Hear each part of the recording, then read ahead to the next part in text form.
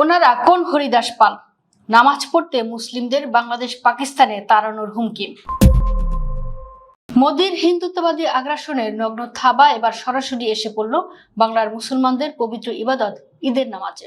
পশ্চিমবঙ্গে ক্ষমতা দখল করার পরীক্ষণেই বিজেপি যে মুসলমানদের নিজ দেশেই দ্বিতীয় শ্রেণীর নাগরিক বানানোর পৈশাচিক ব্লুপ্রিন্ট কষেছে, আজ তার নগ্ন প্রমাণ দিল খোদ রাজ্য সরকারের এক মন্ত্রী।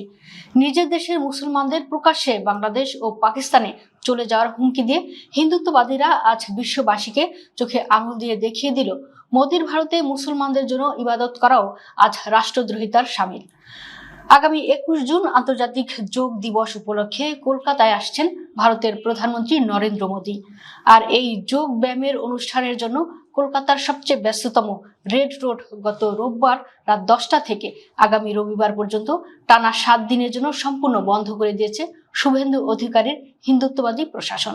অথচ চরম বৈষম্যের বিষয় হলো, এই একই রেড রোডে মুসলমানদের পবিত্র ঈদের জামাতের অনুমতি দেয়নি বিজেপি সরকার। মোদির একটি অনুষ্ঠানের জন্য 7 দিন পুরো শহর অচল করে রাখা যায়, কিন্তু মুসলমানদের কয়েক ঘন্টার ইবাদতে হিন্দুত্ববাদীদের গায়ে আগুন ধরে যায়।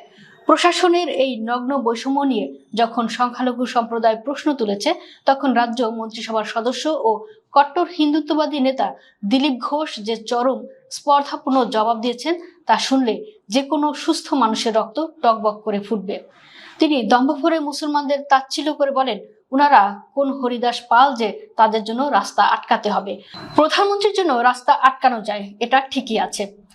1 শতাব্দীর বেশি সময় ধরে রেড রোডে চলে আসা ঈদের নামাজ বন্ধ করে দিয়ে তিনি চরম উল্লাস প্রকাশ করেন। দম্ভের সীমা এখানেই শেষ হয়নি। বাংলার ভূমিপুত্র মুসলমানদের সরাসরি দেশ ছাড়া করার হুমকি দিয়ে এই গেরুয়াধারী নেতা বজ্রকণ্ঠে বলেন, যান বাংলাদেশ পাকিস্তানে চলে যান, সেখানে গিয়ে নামাজ পড়ুন, কেউ কিছু বলবে না, এখানে এসব কিছু চলবে না। সরকার পাল্টেছে, এগুলো বন্ধ করার জন্যই লোকে পাল্টেছে, আর এগুলো বন্ধ হবেই। আজ বিশ্ববাসী পরিষ্কার দেখছে যে ভারত ধর্ম নিরপেক্ষতার ফাঁকা বলি আওড়ায়, সেখানে আজ মুসলমানদের ইবাদতের অধিকার তো নেই, উল্টো তাদের নিজেদের মাতৃভূমি থেকে ঘাড় ধাক্কা দিয়ে তাড়ানোর প্রকাশ্য হুমকি দেওয়া হচ্ছে। শুভেন্দু ও দিলীপ ঘোষের এই হিন্দুত্ববাদী আস্ফালন প্রমাণ করে বাংলায় আজ মুসলমানদের কোণঠাসা করার এক সুপরিকল্পিত ও নগ্ন ছক চলছে। তবে ইতিহাস সাক্ষী, ধর্মের উপর এমন পৈশাচিক আঘাত হেনে কোনো স্বৈরাচারী টিকতে পারেনি।